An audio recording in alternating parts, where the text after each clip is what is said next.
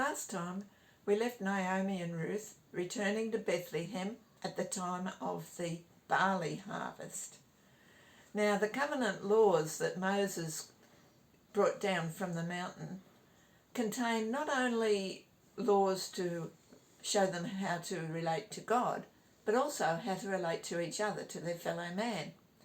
And one of these laws was the law of gleaning. We find it in Leviticus 19:9 and 10.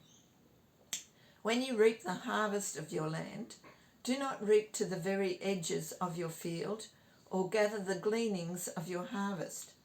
Do not go over your vineyard a second time or pick up the grapes that have fallen. Leave them for the poor and the alien.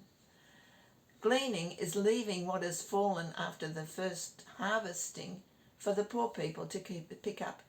And so this is what Ruth said she would do. They haven't any means of getting livelihood, so she says to Naomi, I will go and glean. That's very brave of her because she's in a foreign land. I don't even know if she speaks the language well, and she's going off on her own to see what she can find. Now, from this time on, there's a number of coincidences that happen in this story. I heard Nicky Gumbel saying the other day that people say, oh, that's just coincidence. And he said, when I pray, coincidences happen, and when I don't pray, they don't happen. Well, coincidences happen in this story. First of all, she goes to the field of Boaz. He just happens to be a close relative of Abimelech, Naomi's husband. He just happens to be the head farmer there, and he just happens to be there, and he just happens to see Ruth. He happens to speak to the foreman about her, and the foreman just happens to know that she's the Moabite woman who was so loyal to her mother-in-law. And so Boaz just happens to go over and speak to her, and he happens to give her a blessing. He says, may the Lord repay you for what you've done. What a lot of coincidences. And can't you see maybe a little spark of romance coming into this? And can't you see maybe a little bit of God's hand behind the ordinary details of these people's lives? Let's look now at the three main characters. Boaz. He is a leading farmer and a man of substance. He's a close relative of Naomi's. He's a godly man. The first thing he did was to bless the workers as they came for the harvest. And he's compassionate and generous, as shown in his attitude towards Ruth. Then Ruth herself, she was brave in setting out to try and earn a living. She was very loyal to Naomi.